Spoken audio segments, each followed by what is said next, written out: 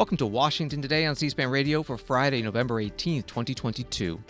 Attorney General Merrick Garland appoints a special counsel to decide whether charges should be filed against former President Donald Trump in connection with two investigations: the documents removed from the White House and sent to Mar-a-Lago, and the January 6th attack on the U.S. Capitol.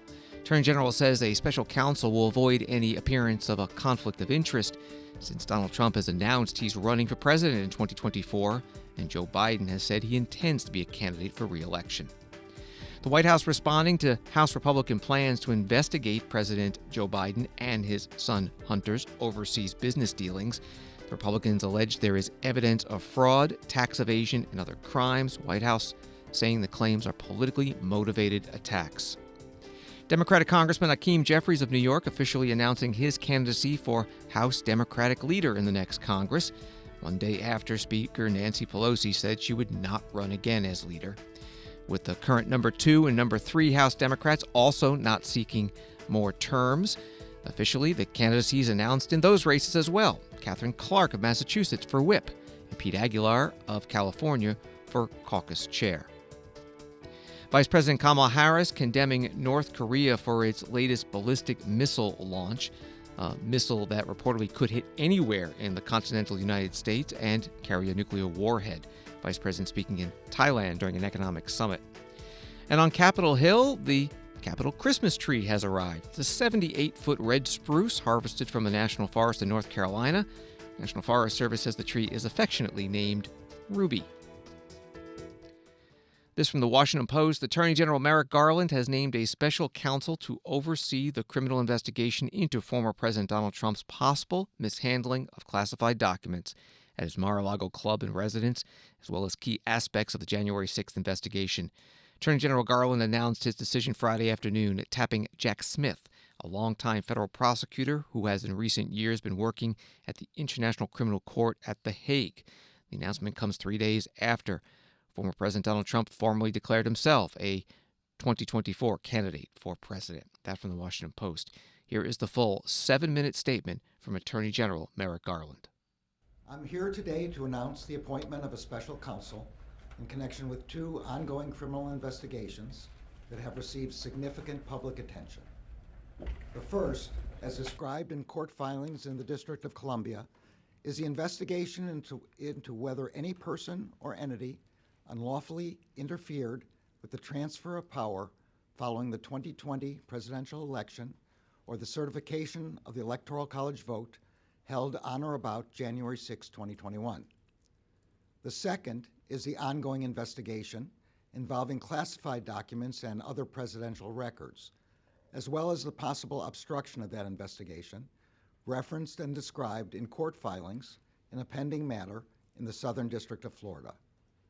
I'm joined today by Deputy Attorney General Lisa Monaco, U.S. Attorney for the District of Columbia Matthew Graves, and Assistant Attorney General for the Criminal Division Kenneth Polite. Assistant Attorney General for National Security Matthew Olson could not be here. He is currently in Germany representing the department at the G7 Home Affairs and Security Ministerial. U.S. Attorney Graves has been ably leading the investigations into the events leading up to and on January 6. He and dozens of assistant U.S. attorneys and other prosecutors have taken on the monumental task of conducting over 900 prosecutions in defense of our democratic institutions. Criminal Division prosecutors under the able leadership of Assistant Attorney General Polite have played a significant role in those prosecutions. Assistant Attorney General Olson has been ably leading the team responsible for investigating the matter involving classified documents and other presidential records, as well as the possible obstruction of that investigation.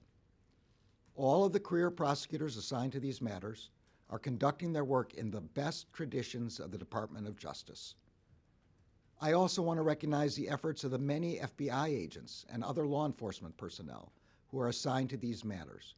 They are working courageously and steadfastly and are serving our nation honorably. I am grateful to them. We all are.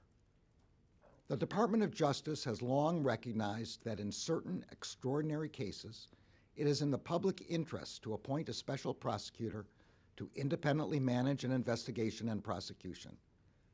Based on recent developments, including the former president's announcement that he is a candidate for president in the next election, and the sitting president's stated intention to be a candidate as well, I have concluded that it is in the public interest to appoint a special counsel. Such an appointment underscores the department's commitment to both independence and accountability in particularly sensitive matters. It also allows prosecutors and agents to continue their work expeditiously and to make decisions indisputably guided only by the facts and the law. The special counsel will conduct parts of the first investigation I just mentioned. The investigation into whether any person or entity unlawfully interfered with the transfer of power following the 2020 presidential election, or with the certification of the Electoral College vote held on or about January 6. This does not include prosecutions that are currently pending in the District of Columbia or future investigations and prosecutions of individuals for offenses committed while they were physically present on the Capitol grounds on January 6. Those investigations and prosecutions will remain under the authority of the U.S. Attorney for the District of Columbia.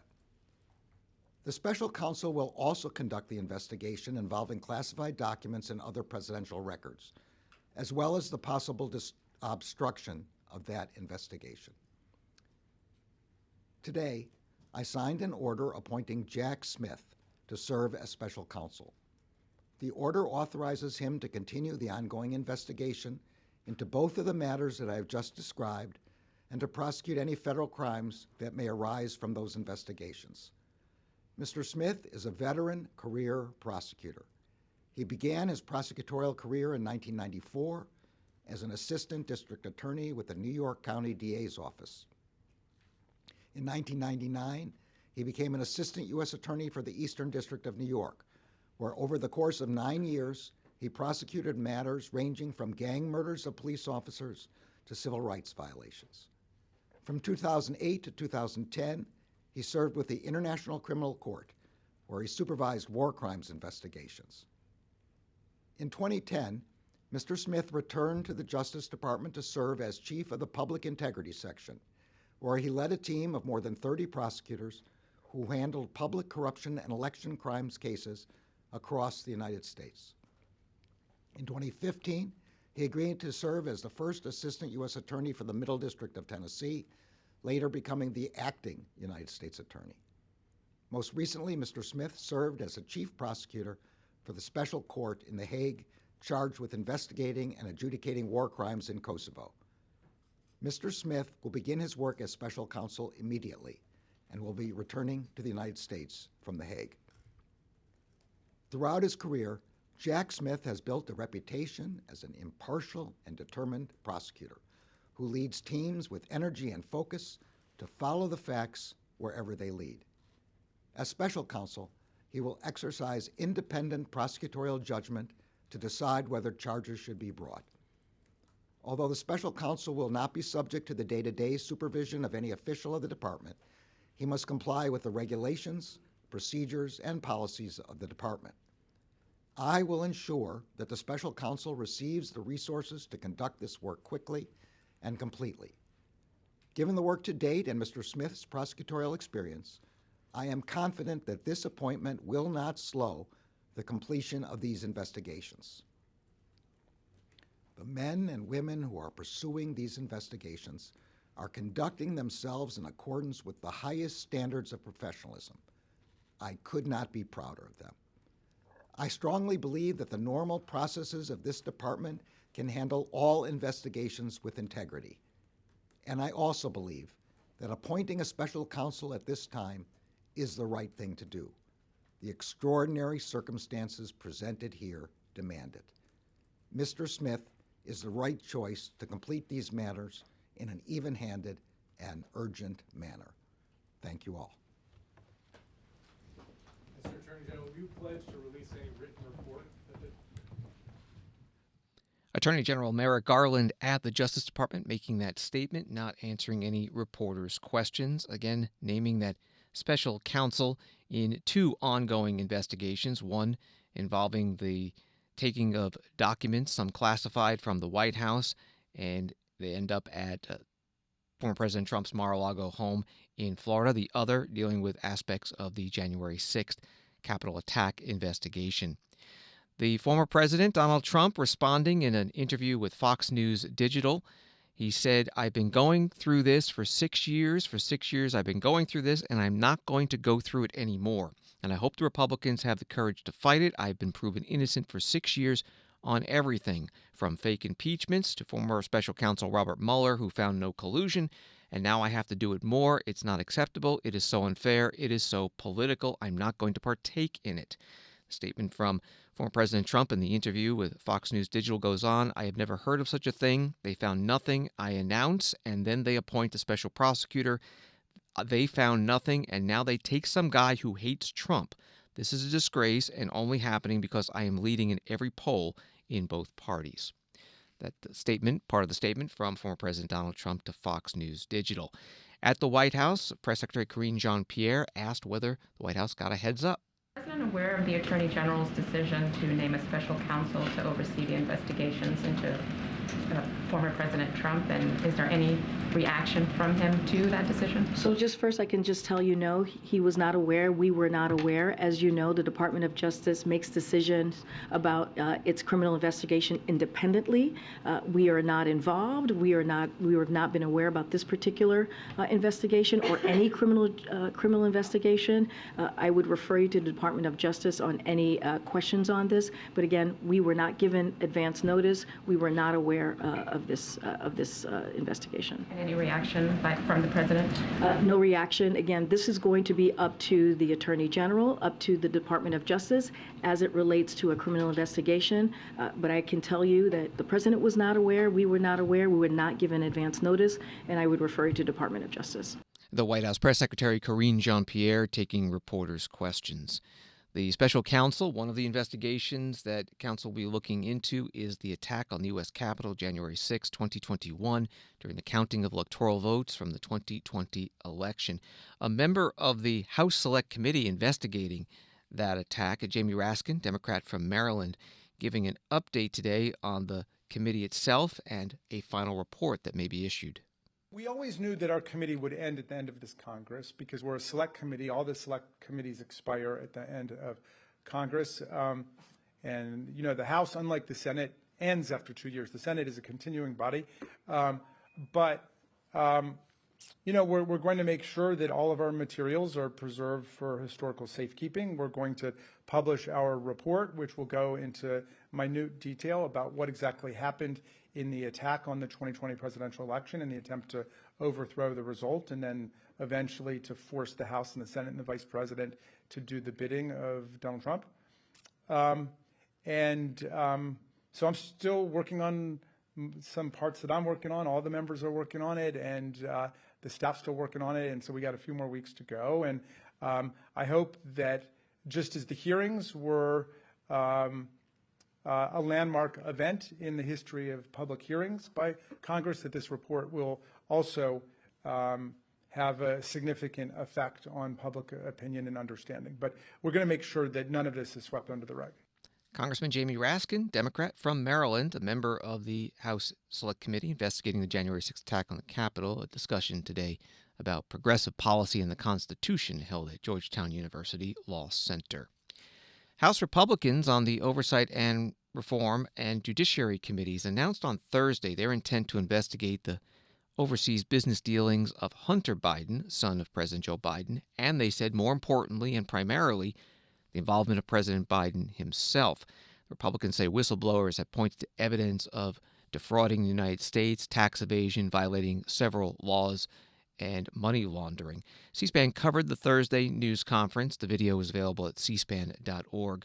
This morning, Congressman Carlos Jimenez, Republican from Florida, speaking about it on Fox News.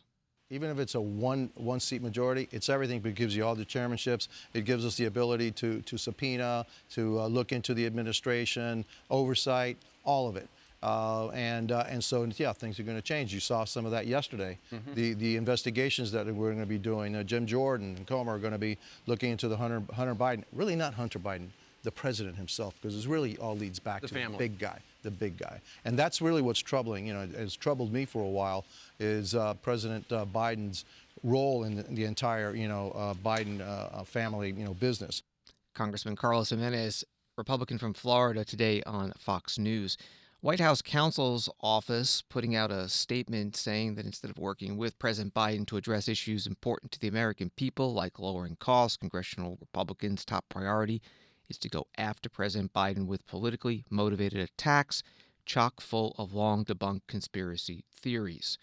More on this from today's White House briefing. Back to the press secretary, Karine Jean-Pierre. The top Republican on the House Oversight Committee, Congressman Comer, has said that he's investigating the president's involvement in his son Hunter's foreign business dealings. Looking for your reaction to that, and then on the merits of the allegations, can you address whether the president was involved in any of his son Hunter or his brother's foreign business dealings? So look, there's a little bit of interesting, kind of on-brand thinking here, because congressional Republicans ran saying that they were going to fight inflation. They said they were going to make that a priority. They were very clear about that these past several months. And instead, what they're doing is they're focusing, they're making their top priority. They get the majority, and their top priority is actually not focusing on the American families, but focusing on the president's family. They're not coming up with solutions on how we're going to lower costs for American families. They're not coming up with solutions on how we're dealing with issues that matter the most to American families. Look, the midterm elections were very clear. They were very clear where Americans said they wanted us to deal with real issues. They wanted us to deal with what we were seeing with democracy. They wanted us to deal with how are we going to fight for freedoms and for rights of the American people.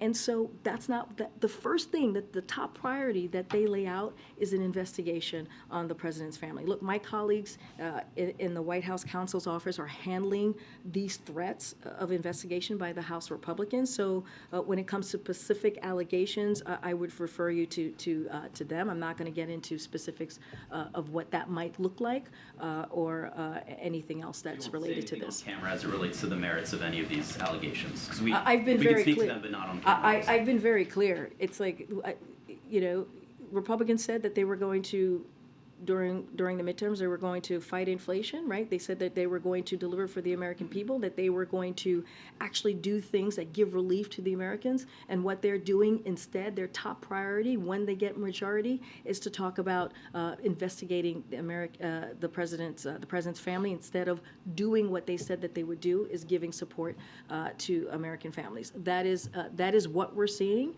But again, it's pretty much on brand. Karine Jean-Pierre is the White House press secretary getting reporters' questions today. This is Washington Today. Now to the U.S. House leadership races. The top 3 positions are open after the current leaders said yesterday they will not run again. The frontrunners for those top 3 Democratic leadership posts in the next Congress announcing their candidacies today. Hakeem Jeffries of New York for Minority Leader, Katherine Clark of Massachusetts for Minority Whip, and Pete Aguilar of California for Democratic Caucus Chair. Congressman Jeffries, in a letter to other Democratic members, writing, "Today I humbly ask for your support for the position of House Democratic Leader as we once again prepare to meet the moment. Our caucus must unify with purpose, communicate with discipline, legislate with precision, and partner with the Biden administration to vigorously address the continuing challenges impacting our constituents." Fox News reports that the announcement came after Hakeem Jeffries' most likely Democratic challenger, Washington Congresswoman Pramila Jayapal, announced she would seek another term as chairwoman of the Congressional Progressive Caucus. Also today, Congressman James Clyburn, the current Democratic whip, announcing a candidacy for a leadership position, but not his current job or something higher, actually something lower, the number 4 position, Assistant Democratic Leader. Congressman Steny Hoyer is the current Majority Leader. He was on MSNBC this morning explaining why he is leaving the leadership. So why is it time? Why is it time? Well, I think, for one thing, when you're in the minority, it really is time to train people to be in the majority. I think we're going to take the majority back in 2024. I think the Republican leadership is not going to be able to create unity of purpose. Ryan couldn't, and Boehner couldn't, and they both left because they couldn't. I think McCarthy's going to have a very, very tough time. But it's a good time to have new leaders come in the minority, and get their sea legs and make their positions known and to learn how to be a leader. So it seemed to me, yes, I could have been reelected, but I'm not going to be there a lot longer. I kid people that I'm going to retire in 2036. But I thought it was a good time, and I think we have good people who are looking to get into office. Of course, I endorsed Hakeem Jeffries, who's an extraordinarily able guy, and I think he's going to do an excellent job. Congressman Steny Hoyer, Democrat from Maryland, Majority Leader until the next Congress convenes in January. He spoke today on MSNBC. He is staying in Congress. That was the joke about 2036. So he's out of leadership, but he's still going to be a representative. As you heard, he endorsed Hakeem Jeffries for Democratic leader. Also, the current House Speaker Nancy Pelosi and current Whip James Clyburn, who are stepping down from leadership, all endorsing not only Hakeem Jeffries, but the top three leading candidates for those top three positions. James Clyburn calling Hakeem Jeffries absolutely fantastic. Speaker Pelosi in a statement saying, in the 118th Congress, House Democrats will be led by a trio that reflects our beautiful diversity of our nation. Back to Congressman Hoyer on MSNBC, he was also asked about how he, Speaker Pelosi, and Whip Clyburn are leaving, and they've been running the House Democrats for 2 decades. Between you, the Speaker, and Mr. Clyburn, there's decades worth of experience. Right. Are you at all worried about this new generational trio and the lack of experience they have comparatively? Well, they're very, very savvy people, folks who are running. So, and they've been elected to Congress numerous times. So they're not newcomers. And I think we'll be around. I don't know how long Nancy and I have not had any discussions about how long she's intended to stay. I've got some work to do. I want to do on the Appropriations Committee for my district and for America. But I think we'll be there to try to help them. Yeah. But they'll be the leaders. They'll be the decision makers. And I think it's like you being on the broadcast. The more you're there, the better you become. And I think that's what will happen there. House Majority Leader, for now, Steny Hoyer, Democrat from Maryland, on MSNBC. House Democrats hold their leadership elections on November 30th. Over to the House Republicans, they held their leadership elections earlier this week. And while Congressman Kevin McCarthy of California got well over a majority of the House Republican members' votes to be nominated for Speaker in the next Congress, his total was about 35 short of the majority of the full House, 218, that he will need to be elected Speaker when the vote occurs on January 3rd. The opposition to him was led by Congressman Andy Biggs of Arizona, who tweeted today, "I've seen enough. I cannot vote for Kevin McCarthy as House Speaker. I do not believe he will ever get to 218 votes, and I refuse to assist him in this effort to get those votes." Congressman Biggs was interviewed today on Fox News. Top-tier House Democratic leadership is stepping down. They're making way for new blood. As you know, Hakeem Jeffries is announcing today that he plans to make this bid to lead the party. Speaker Pelosi and her longtime number 2, Steny Hoyer, are handing the party reins to what they are calling a new, younger generation of lawmakers. The Wall Street Journal editorial board, though, says Pelosi's tenure offers some lessons to you and your colleagues. Quote, "There is no denying that Mrs. Pelosi has been an effective leader, the most powerful speaker in decades. Were Republicans paying attention? Last week's elections, the GOP regained the House, but its new majority will be as small as Pelosi's current one. The narrow margin next year calls for a strong speaker and Republican unity." So when it comes to you, sir, you've made clear you're challenging GOP leader Kevin McCarthy for the speakership. Take a listen to him this week. Do you think you will have the votes by January to become Speaker? Yes. Look, we have our work cut out for us. We've got to have a small majority. We've got to listen to everybody in our conference. Do you want Democrats to try to support you? No, we're the majority as Republicans, and we'll get there as Republicans.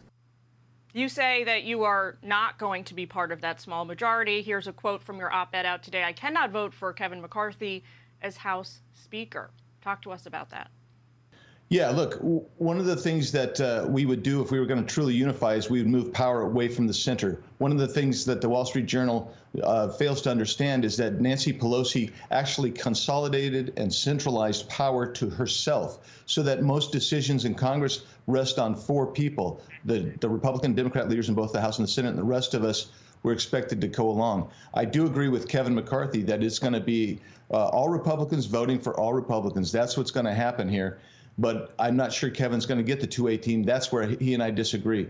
And there are reasons that the American public say we need a change in leadership.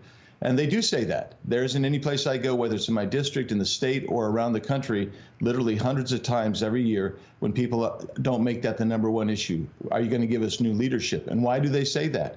It's because we've watched what has happened when we don't actively fight and use every tool we have to slow down the Biden administration. That's what people want, and that's what new leadership would be expected to do. Congressman Andy Biggs, Republican from Arizona, on Fox News Channel today.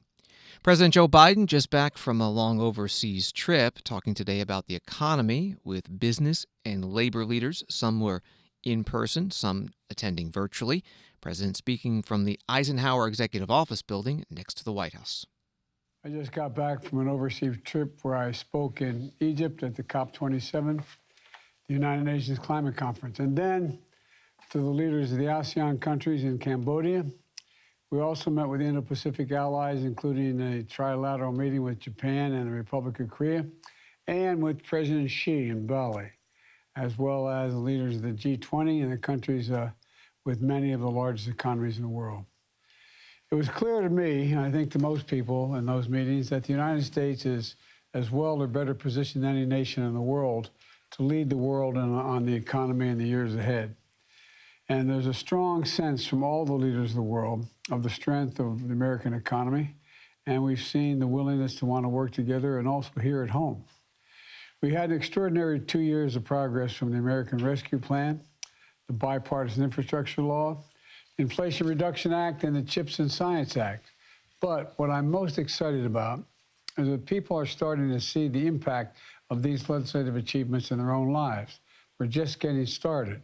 We passed them this year, but now they're really going to kick into effect. It's going to accelerate in the months ahead. And the implementation of these legislative achievements is going to be one of the key parts of the success, I believe, for the economy.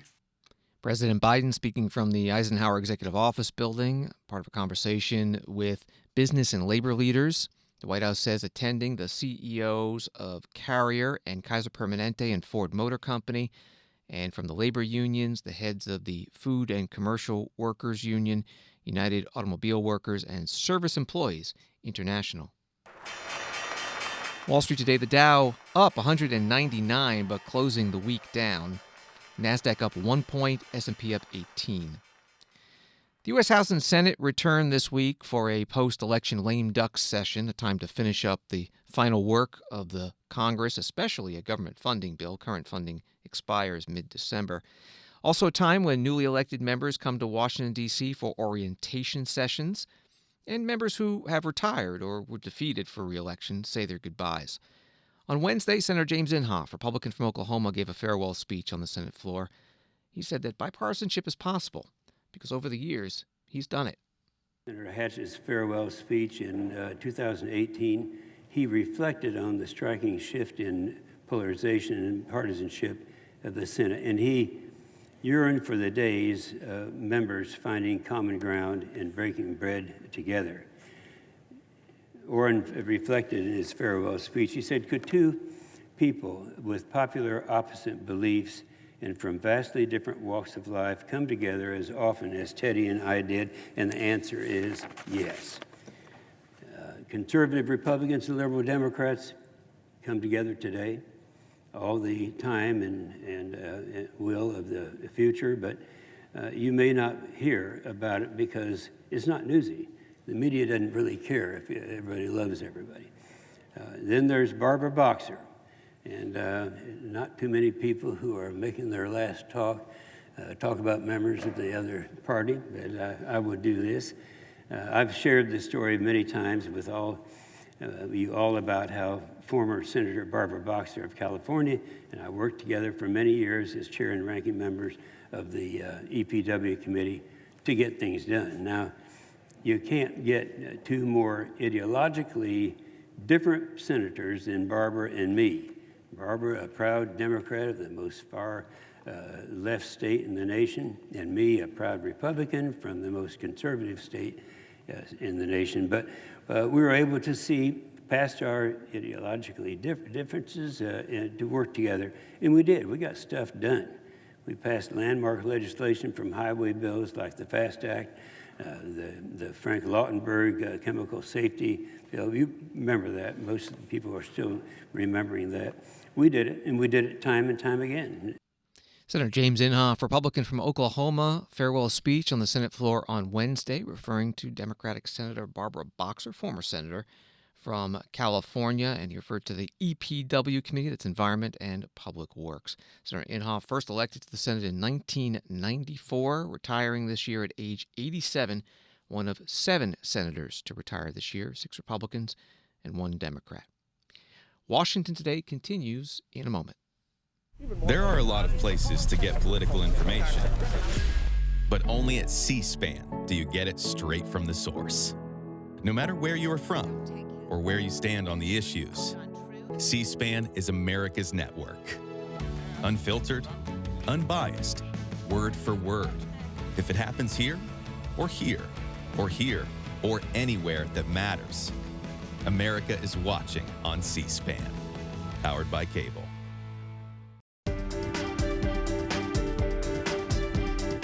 Welcome back to Washington Today, available as a podcast wherever you get your podcasts and on the C-SPAN Now mobile app. Vice President Kamala Harris condemning North Korea's latest missile launch. It's a missile that landed in the waters off of Japan, but Japan's defense minister says that based on calculations of the flight path and on factors including how heavy a warhead would be, and that warhead could be a nuclear warhead, he says the ICBM-class ballistic missile launched today could have a range of over 15,000 kilometers, in which case all of the U.S. mainland would be included in its range. Vice President Harris spoke at the APEC Summit, Asian Pacific Economic Cooperation Summit, in Bangkok, Thailand. This conduct by North Korea most recently is a brazen violation of multiple UN security resolutions. It destabilizes security in the region and unnecessarily raises tensions. We strongly condemn these actions, and we again call for North Korea to stop further unlawful destabilizing acts.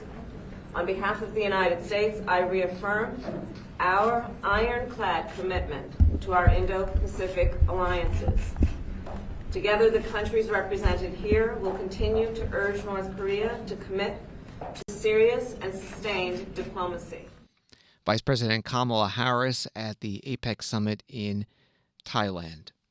Reuters reports that North Korean leader Kim Jong-un pledged to counter U.S. nuclear threat with nuclear weapons as he inspected a test of the country's new intercontinental ballistic missile, state media KCNA said on Saturday.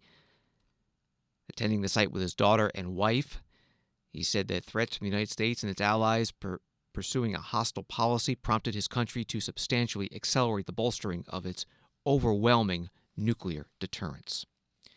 The Biden administration, the New York Times reports, has declared that Crown Prince Mohammed bin Salman of Saudi Arabia should be granted immunity in a U.S. legal case over his role in the murder of the Saudi dissident Jamal Khashoggi, effectively blocking yet another effort to hold the kingdom's leader accountable for the grisly crime. Mr. Khashoggi was a well-known Saudi journalist who fled Saudi Arabia for the United States and published columns in the Washington Post criticizing Prince Mohammed's policies. In October 2018, he was killed and dismembered by a team of Saudi agents inside the kingdom's consulate in Istanbul, where he had gone to obtain papers he needed to marry his Turkish fiancée. U.S. intelligence concluded that Prince Mohammed had ordered the operation. That from the New York Times. Here are the questions today at the State Department briefing in Washington to the Deputy Press Secretary, Vedant Patel. Just wondering if you can explain to us in layman's terms why exactly the Saudi MBS case is different in terms of sovereign immunity than cases that have been brought, civil lawsuits and criminal prosecutions against other foreign leaders and other foreign governments. Sure, Matt. So what this stems from is that Prime Minister bin Salman is immune from suit in U.S. courts while he holds the office of Prime Minister. He is the head of government. It has nothing to do with the merits of this case. The immunity determination is a legal one. The United States has consistently and across administrations applied these principles to heads of states, heads of governments, and foreign ministers while they are in office. This is an unbroken practice, and it is also something that we expect others to affront to the United States as well. And the normal practice of U.S. government has been to file a suggestion of immunity upon request by federal court for heads of state and government. And specifically to your question, when a foreign state, as opposed to foreign officials of the foreign state, is sued in U.S. courts, sovereign immunity is determined by the courts under the provisions of the Foreign Sovereign Immunities Act, because the sovereign immunity of a foreign state is governed by FSIA. The U.S. does not file suggestions of immunity in civil actions brought against foreign states. That, however, does not address the immunity of a head of government, which is at issue in this case. Vedant Patel is the State Department Deputy Press Secretary, questioned by Associated Press reporter Matt Lee. The lawsuit was filed by murdered journalist Jamal Khashoggi's fiancée, who wrote on Twitter that Jamal died again today with that ruling of immunity. Secretary of State Antony Blinken is traveling to Qatar next week to attend the World Cup soccer tournament and meet with Qatari officials. There was a preview today from the State Department via teleconference. Here's a question about human rights to the Deputy Assistant Secretary for Near Eastern Affairs, Daniel Benjamin, who is joined on the call by the Deputy Assistant Secretary for Educational and Cultural Affairs, Stacey White. Let's first go to the line of Abigail Williams with NBC News. Thanks for doing the call. I wondered, does the U.S. have any concerns about Qatar's labor practices and the deaths of what some human rights groups say is thousands of people who built Qatar Stadium and the surrounding infrastructure to support their hosting the World Cup? And if so, are you concerned that the Secretary's attendance at the game might send the wrong signal to the Qatari government? Thanks very much. Dan Ben-Haim here. As President Biden said in his national security strategy, human rights is one of the 5 key principles driving U.S. policy in this region. The United States has been discussing human rights with Qatar and with other partners in this region at all levels, and we will continue to do so long after the World Cup concludes. We support Qatar's efforts to fully implement the reforms that it has undertaken and to continue the work that remains.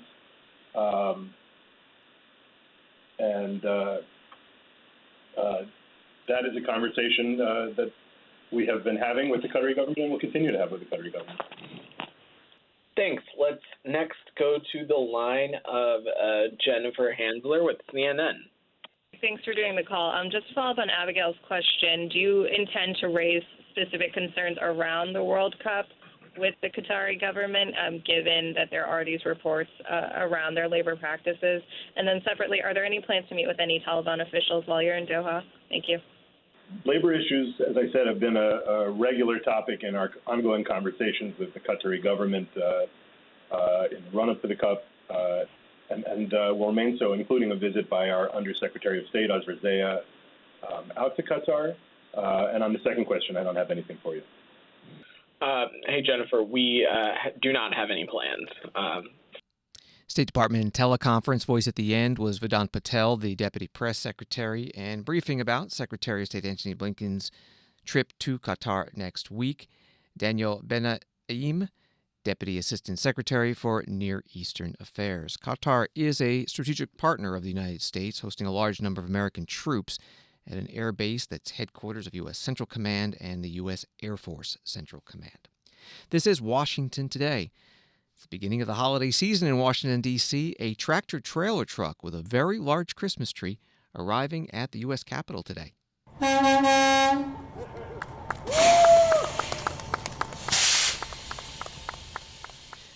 The U.S. Capitol Christmas tree is a red spruce that was harvested from a national forest in North Carolina. Among the welcoming committee, Jim Kaufman, Director of Capitol Grounds and Arboretum with the Office of the Architect of the Capitol. I am honored to be standing here today to be able to accept the 2022 Capitol Christmas tree. Woo! Come on now! Lighting the Capitol Christmas tree has been part of a festive tradition since 1964, and we are very happy to be part of it. I'd like to thank the United States Forest Service for finding and providing this beautiful 78-foot tree for the United States Capitol. Ruby the red spruce. Awesome. For more than a half a century, the Forest Service have searched national forests each year to find the perfect candidate to serve as the people's tree. This year, we're honored to have this red spruce, nicknamed Ruby, from the Pisgah National Forest in western North Carolina's Appalachian Mountains. American forestry management can be tracked back to this region of North Carolina, where Gifford Pinchot was hired to manage the forest around the Vanderbilt estate. Pinchot, who later became the first chief of the U.S. Forest Service, had been recommended to Vanderbilt by Frederick Law Olmsted, the designer of the United States Capitol grounds. And it's very fitting that we're also celebrating the 200th birthday of Frederick Law Olmsted in 2022. Today, we'll set the tree into the west front lawn. Our Capitol Grounds and Arboretum team will spend the next several days decorating the tree with thousands of LED bulbs and handcrafted ornaments from North Carolina communities. Thank you to everyone involved who helped make this tree make the journey to the United States Capitol. We truly appreciate your efforts to help bring the holiday spirit to Washington, D.C. We are glad to have a beautiful Capitol Christmas tree that North Carolinians and all Americans can be proud of.